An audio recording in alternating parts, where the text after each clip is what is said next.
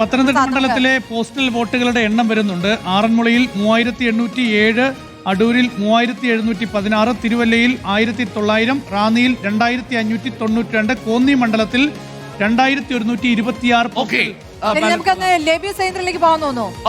ലേബിയിലേക്ക് പോകും മുമ്പ് നമുക്ക് സ്മൃതി, നമുക്ക് എങ്ങനെയാണ് ഈ കൗണ്ടിംഗ് നടക്കുന്നത് എന്നതുകൂടി പ്രേക്ഷകരോട് പറയണം. ലേബി സെഞ്ചറിലേക്ക് വളരെ പെട്ടെന്ന് വരാം. പ്രിയപ്പെട്ട പ്രേക്ഷകരെ, 30,471 പോളിംഗ് യന്ത്രങ്ങളാണുള്ളത്. അത്രയും ബൂത്തുകൾ എന്ന് നിങ്ങൾ കരുതുക. 140 മണ്ഡലങ്ങളിലെ 43 കൗണ്ടിംഗ് സെന്ററുകളിലായിട്ടാണ് വോട്ടെണ്ണൽ നടക്കുക. കൃത്യം 7 മണിക്ക് തന്നെ സ്ട്രോങ് റൂമുകൾ തുറക്കും. വോട്ടിംഗ് യന്ത്രങ്ങൾ വോട്ടെണ്ണൽ ഹാളിലേക്ക് അല്പസമയത്തിനുള്ളിൽ മാറ്റും. പോസ്റ്റൽ ബാലറ്റാണ് ആദ്യം എണ്ണി തുടങ്ങുക. പ്രിയപ്പെട്ട പ്രേക്ഷകർ, ഒരു കാര്യം ഇവിടെ ശ്രദ്ധിക്കേണ്ടത്, 8 മണിക്കും 8:10 ഒക്കെ ചില ചാനലുകളും ചില മാധ്യമങ്ങളും ആദ്യത്തെ ലീഡ് തന്നെ നൽകി തുടങ്ങും. ഒരു കാരണവശാലും അത് സാധ്യമാവില്ല എന്ന് ഇന്നലെ രത്തൻ ഖേൽക്കർ വളരെ വ്യക്തമായി തന്നെ പറഞ്ഞിട്ടുണ്ട്. കാരണം പോസ്റ്റൽ ബാലറ്റ് എണ്ണുന്നതിനും ഇലക്ട്രോണിക് വോട്ടിംഗ് മെഷീൻ എണ്ണുന്നതിനും കൃത്യമായ പ്രൊസീജിയർ ഉണ്ട്, കൃത്യമായ പ്രോട്ടോകോൾ ഉണ്ട്. ഞാനത് പ്രേക്ഷകരോട് അത് എങ്ങനെയാണ് എന്നത് വിശദീകരിക്കാം. അതായത് കൃത്യം 8:30 ആവാതെ വരണാധികാരിയുടെ റിട്ടേണിംഗ് ഓഫീസറുടെ ടേബിളിലേക്ക് കൗണ്ടിംഗ് സൂപ്പർവൈസർ അതാത് ടേബിളുകളിലെ ഫലം എത്തിക്കുകയില്ല. 8 മണി വരെ പോസ്റ്റൽ വോട്ടുകൾ സ്വീകരിക്കുന്നുണ്ട്.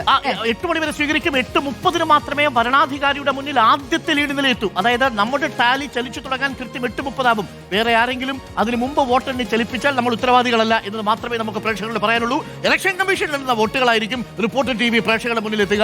മറ്റ് ചാനലുകൾ എണ്ണുന്ന നമ്പർ നമ്മൾ കണക്കാക്കുന്നില്ല. പ്രിയപ്പെട്ടവരെ, ഫലം മീഡിയ സെന്ററിലേക്ക് 8:35 എത്തും. അതിനുശേഷം മാത്രമേ നമുക്ക് കൃത്യമായിട്ട് ഇലക്ട്രോണിക് വോട്ടിംഗ് മെഷീനിലേക്ക് കടക്കാൻ പറ്റൂ. 8:30 ആവുമ്പോഴേക്കും ഇലക്ട്രോണിക് വോട്ടിംഗ് മെഷീനുകൾ എണ്ണിത്തുടങ്ങും.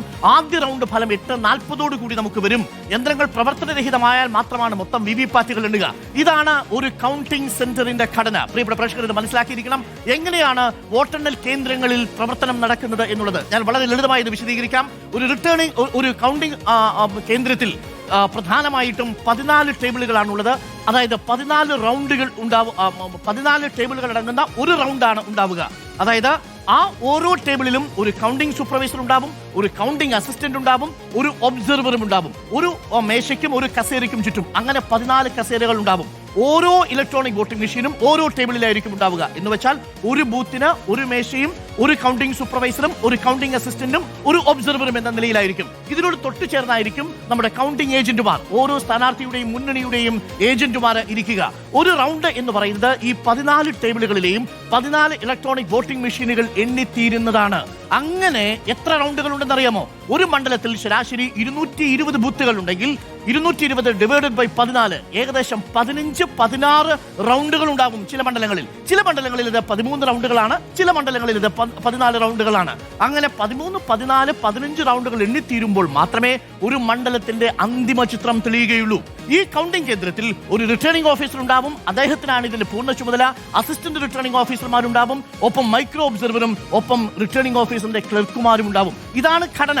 അതായത് ഇപ്പൊ ഉദാഹരണത്തിന് 7ാമത്തെ നമ്പറിലുള്ള ടേബിളിൽ എണ്ണി തുടങ്ങുകയാണെങ്കിൽ ആ ബൂത്ത് എണ്ണിത്തീർന്നു കഴിഞ്ഞാൽ ഇവിടെ നിന്ന് കൗണ്ടിംഗ് സൂപ്പർവൈസർ എണ്ണിത്തീർന്നതിന് ശേഷം ആ ഇലക്ട്രോണിക് വോട്ടിംഗ് മെഷീന്റെ കണക്ക് നേരെ റിട്ടേണിംഗ് ഓഫീസർക്ക് കൊടുക്കും. റിട്ടേണിംഗ് ഓഫീസറാണ് ഇത് അവസാനം പരിശോധിച്ച് അന്തിമമായിട്ട് ഇത് എൻകോറിലേക്ക്, സോഫ്റ്റ്വെയറിലേക്ക് അപ്ഡേറ്റ് ചെയ്യുക. ആ നിമിഷം മാത്രമേ ഇത് പുറത്ത് ലഭ്യമാവുകയുള്ളൂ. ഇതാണ് ഇതിന്റെ പ്രൊസീജിയർ.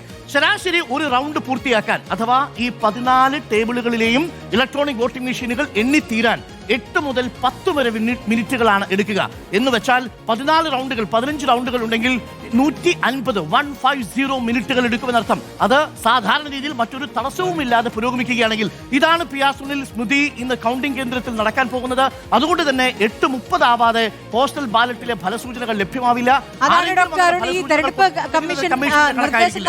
പ്രധാനപ്പെട്ട കാര്യമാണ് കേട്ടോ. പിശകുകൾ ഒഴിവാക്കാൻ വോട്ടെണ്ണലിൽ തിടുക്കം വേണ്ട എന്ന് തന്നെയാണ് മുഖ്യ തെരഞ്ഞെടുപ്പ് ഓഫീസർ നിർദ്ദേശം നൽകിയിരിക്കുന്നത്. മാത്രമല്ല, വോട്ടെണ്ണൽ ആദ്യം പൂർത്തിയാക്കിയാൽ ആർക്കും അവാർഡൊന്നുമില്ല. അതുകൊണ്ട് നിങ്ങൾ തിടുക്കപ്പെട്ടൊന്നും വോട്ടെണ്ണേണ്ടതില്ല.